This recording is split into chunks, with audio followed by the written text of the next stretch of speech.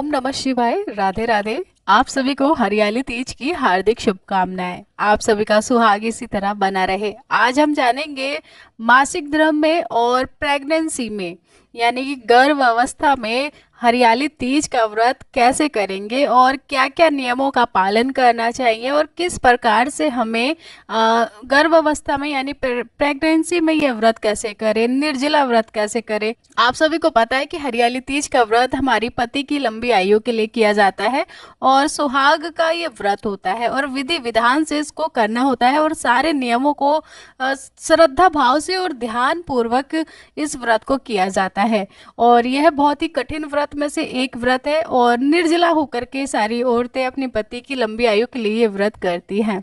तो आज हम जानेंगे कि गर्भ अवस्था में किस प्रकार से हम अपने पति की लंबी उम्र के लिए यह व्रत करें और ये खास तौर पे ये पति और बच्चों के लिए ही होता है। तो जान लेते हैं कि क्या क्या नियमों का पालन करना चाहिए। दिन बुधवार है, 7 अगस्त को यह व्रत किया जाएगा।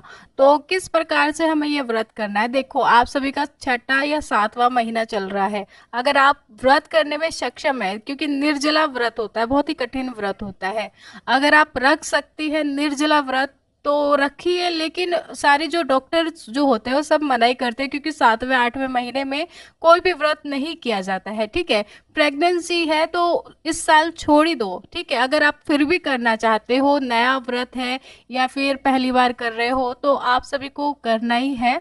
तो आप फलहार जो व्रत होता है, फल खा करके इस व्रत को कर सकते हैं। ठीक है, ये नहीं है कि पूरा निर्जला रह ले, क्योंकि आपके हेल्थ को लेकर भी प्रॉब्लम हो सकती है। ठीक है, परेशानियां आ सकती हैं, इसलिए आप विधि विधान से अगर आप करना चाहती हैं तो फल का सेवन करके व्रत कर सकती है। 2 टाइम पानी पी लीजिए। ठीक है, ये सारी चीजें ना व्रत में कर लीजिए।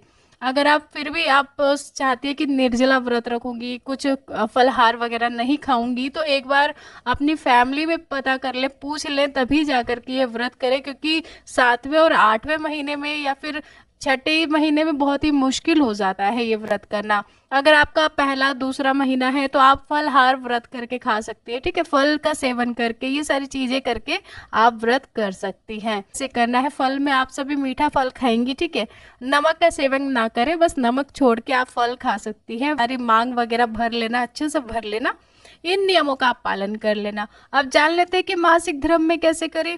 बहुत सी महिलाएं होते हैं कि मतलब हर किसी का शरीर एक जैसा नहीं होता है। ठीक है, किसी की प्रॉब्लम ज्यादा होती है कि मासिक धर्म में हम कैसे करेंगे, क्या नियम है, कैसे करें या ना करें। अगर सहन आपसे नहीं हो रहा है, ठीक है, तो आप व्रत फलहार करके खा सकती है या फिर कौवा बन के जो हाथ पीछे करके पानी पी सकती है। ठीक है, एक टाइम पानी पी सकती है। बिल्कुल नहीं रहा जा रहा है तब करना है। पीरियड्स में है, मासिक धर्म में है, तो आप विधि विधान से व्रत को कर लें।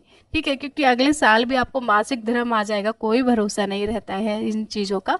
भगवान शिव, माता गौरा जी की अस्थि में जो पूजा वगैरह जो होती है, विधि विधान से आप कर सकती है। लेकिन ध्यान रखेंगी, शिव जी को आपको जल अभिषेक नहीं करना है। किसमें? जब आपके पीरियड्स हो उसमें। ठीक है, माता गौरा को तो आप सिंदूर लगा ले, ठीक है, वस्त्र पहना ले, भोग लगा ले, ये सारी चीजें कर सकती हैं। लेकिन भगवान शिव जी को आप छुएंगी नहीं। कब कब? जब हमारा पीरियड्स होता है तब। ठीक है, इन चीजों का आप पालन करें। अगर घर में कोई है, जैसे कि सास है आपकी, उनको बोल सकते हैं कि आरती कर दो, भोग लगा दो, ये सारी चीजें। ठीक है, कॉमन की बातें हैं, कॉमन चीजें हैं ये सारी। आप इन नियमों का पालन करने से हमारा जो व्रत है सफलतापूर्वक पूरा हो जाता है और हमारा जो व्रत का फल भी हमें मिल जाता है, हमारे पति की लंबी आयु के लिए। लेकिन मन में श्रद्धा होना चाहिए। ठीक है, मन में माता गौरा जी से श्रद्धा भाव रखिए, माता गौरा से प्रार्थना करिए कि हमारे पति की लंबी आयु रहे, आपके जीवन में संबंध अच्छे रहें, आपके बच्चों की हेल्थ अच्छी रहे, उनका फ्यूचर अच्छा रहे। ठीक है, इन सारी चीज़ों को लेकर के आप व्रत कर सकती है, बहुत ही विधि विधान से कर सकती है। लेकिन व्रत छोड़ना नहीं है। ठीक है, व्रत ना छोड़े, क्योंकि अगले साल भी आपको क्या पता, भगवान मतलब हमें पता नहीं होता है। ठीक है, तो इस प्रकार से हमारे सारे व्रत छूट जाएंगे। इसलिए आप मासिक धर्म में भी ये व्रत कर सकती हैं। प्रेगनेंसी में आपको इन चीज़ों का ध्यान रखना है कि अगर आपका पहला महीना या 5वां महीना है, अगर आपको सक्षम हो रहा है कि निर्जला कठिन व्रत होता है, ठीक है, अगर आप कर रही हैं तो ठीक है, अच्छे से है, लेकिन पूरी अपनी हेल्थ को लेकर के ही इस व्रत को करें।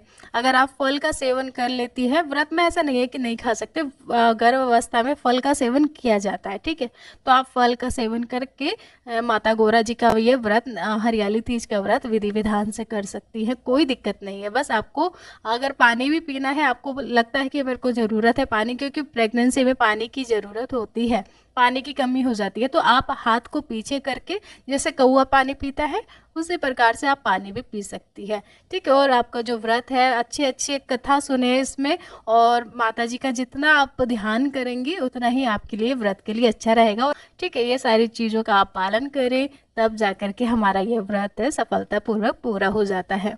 मैं आशा करती हूँ वीडियो अच्छी लगी हो तो लाइक ज़रूर कर लेना, और कमेंट बॉक्स में हर हर महादेव अवश्य लिख देना। जय माता दी।